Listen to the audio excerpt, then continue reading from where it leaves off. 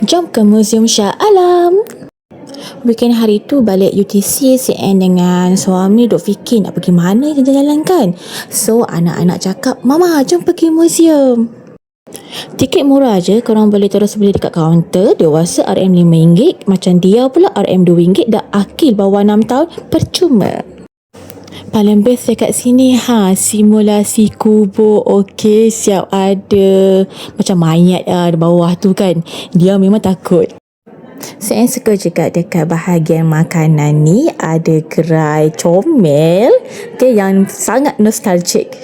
Tak sangka besar juga Museum Shah Alam ni tau. Ada banyak bahagian yang dekat sini, yang bahagian muzik, anak-anak boleh mengetuk-ngetuk gendang dekat situ. Dan yang paling best mestilah dekat tingkat paling bawah ni. Kenapa best? Sebab ni ada dinosaur. Okey, tak nak keluar daripada sini tau. Dan yang uniknya dekat sini ada gua. Okey, korang boleh masuk dalam gua, explore dalam ni.